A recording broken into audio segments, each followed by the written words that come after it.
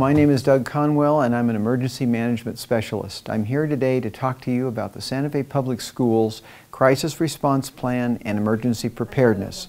Santa Fe Public Schools follows the National Incident Management System and Incident Command System model and guidelines for all of our emergency preparedness and planning.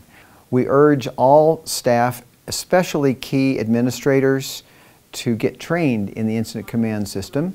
To find out how you can do that, contact your principal or your supervisor. The three drills that we'll be talking about today, evacuation, lockdown, shelter in place, are conducted at all of our school sites as well as administrative sites, and all of our bus drivers are trained and exercise these same drills. I appreciate your time and attention to this very important subject. When I began my teaching career for the Santa Fe Public Schools, I was a teacher at Alameda Middle School. It's Alameda Junior High at the time. And I was an 8th grade teacher, and of course, being middle school kids, you know, we would always have fire drills being pulled and whatnot. And one specific day, the fire drill was pulled, and I was trying to get my kids lined up to go outside, and being 8th graders, they didn't seem to pay attention to me. And I remember just trying to hurdle everyone outside in really a disorderly fashion. And when I got out to where we needed to be, the assistant principal came to me and was asking me, you know, who was present, why the kids weren't lined up and whatever. And I couldn't give her exactly who was present because we hadn't walked out in an orderly fashion, and you know, I was trying to figure out who was present and who wasn't. And I remember she said to me, "How would you feel if these were your children?" And I looked at her, and it was that aha moment that I had that, oh my goodness, I really need to make sure that the way we line up and walk outside during any kind of drill is very, very safe for these kids. And it was at that time that I realized safety is a priority. And from then on, I started practicing with my students, and we would line up and we would practice going outside and whatnot, because I realized that these were my children. Shelter in place is a condition where there's a threat outside of your building. This could be a thunderstorm, tornado, animals outside, anything that the conditions are such that you want to get everyone indoors. And you can move around within the building, but depending on the threat, if it's a tornado, you might want to move away from windows, that sort of thing. So you modify what you're doing in relation to what the threat is. This is an announcement from the central office at El Dorado. We are conducting a shelter in place. Please bring your students in off the playgrounds and the recess fields indoors, please. Shelter in place now. Come on in and have a For a shelter in place drill, we bring all students inside so they're supervised by staff. Shut the windows and sit down and stay safe inside. Teachers take roll, making sure that all students are present and accounted for. Close all windows and doors. You do not need to lock doors in a shelter in place. They will be notified by the office via the intercom or possibly runners as to what the next steps will be. Over. One of the fundamental basic elements of effective crisis response is clear communication. This is not only for our staff and students, but we find that all of our first responders know the value and the meaning of clear communication amongst themselves and between our schools. When we conduct a drill, or if we are in an actual incident, that communication can make the difference between safety and non-safety. This is not just verbal communication from one person to the other. It may be also using a two-way radio, which many of our staff members have. All of our administrators use. We have the capability of communicating district-wide or within a campus.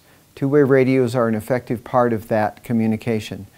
We find that that actually builds teamwork. All of our efforts in crisis response is making a more effective team, and you just might find that this carries over into your classroom and into your professional relationships as well. It's reality. Intruder outside, possibly with a weapon. Please, let's prepare for a lockdown. Students, can I have you come over here, please, quickly and quietly? In a lockdown, no one is allowed in or out of the classroom. This is a response to possibly an active shooter in the building.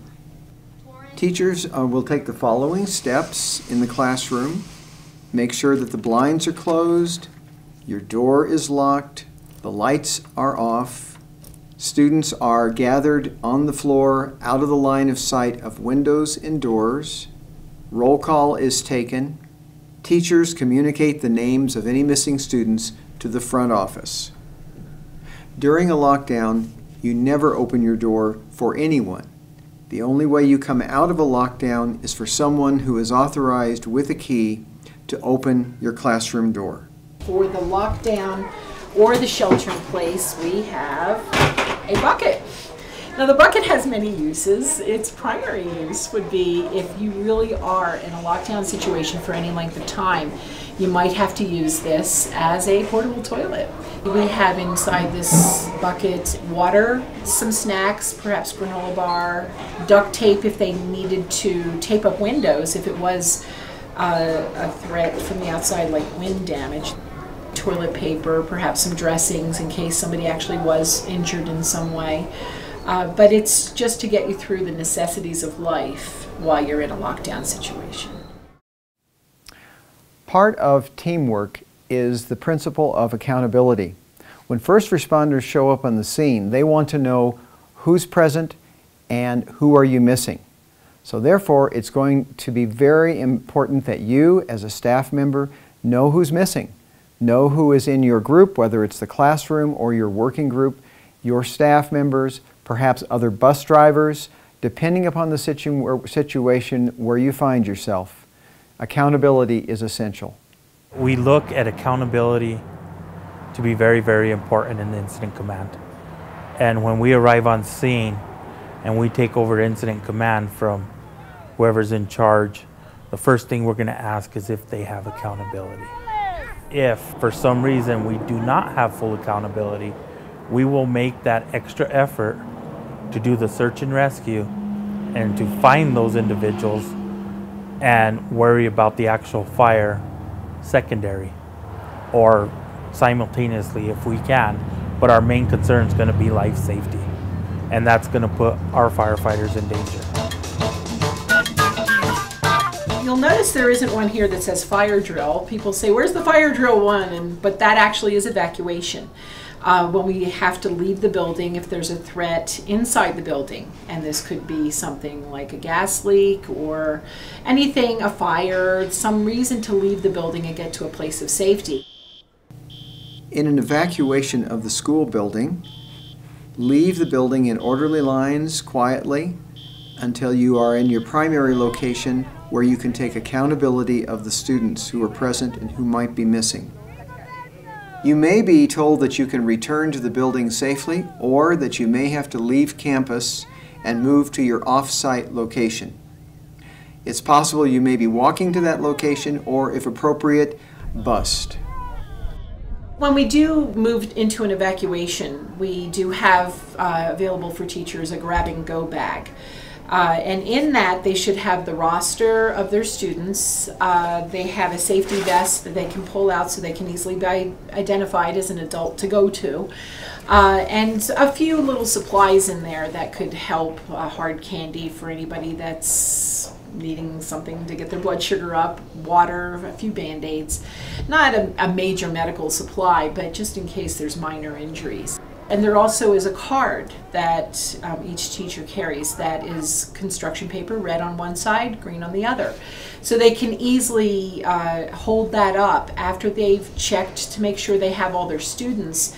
If everybody's accounted for, they hold up the green sign. If they're missing someone, or a student had been in another classroom or perhaps the bathroom and isn't with them in line, then they would hold up that red card.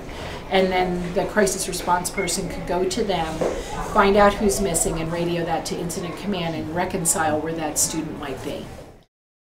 I think that teachers in drills, and especially if there is a threat and we are in an emergency situation, need to be mature and responsible, and even though they might want to complain that they're taking class time out to run a drill, or they're frustrated at the administration for whatever reason, I think that they need to not let the students see that. And I think that they need to stay really mature throughout the entire situation, and they need to let the students know that they're serious, even though it might just be a fake fire drill, or we might just be walking to the tennis courts just so that we know how to do it.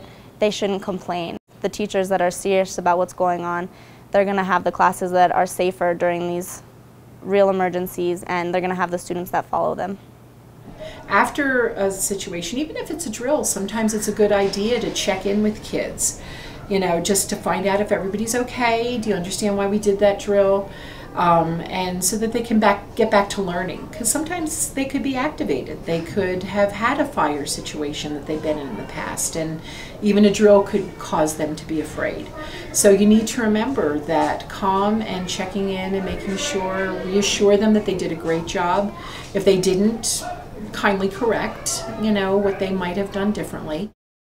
If you practice and train for emergencies at a younger age, you have a tendency to continue doing it throughout your adulthood. And when an emergency occurs, you're more prepared for it. And if it's planned ahead, it becomes a less of an emergency. I really think that it's important to take every emergency situation and every emergency situation drill that we have really seriously, because even if you're in the school district for 30 years and you've gone through hundreds of drills and nothing's happened while you were there, by doing those drills and taking everything seriously, you've made a difference. You've trained those students a little bit better. You've made the school a little bit safer, and maybe in 10 years after you leave, when there is a big incident that took place, all those trainings that you worked through and all of those problems that you resolved during those drills, they might save lives.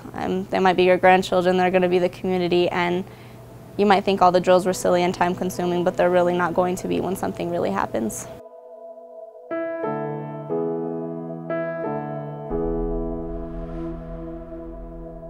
Research has shown that the most important and effective way to prevent violence in our schools is creating a positive school climate. What does that mean? It means a place where students feel safe, but they also feel valued, and they have at least one significant positive relationship with an adult. That could be with a teacher, could be with a custodian, a bus driver, a secretary. But they need to have at least one of those positive relationships to create the kind of caring community that we know effectively prevents violence in our schools. So everybody in our school community has an important role to play in creating a positive, caring school community. And that means you.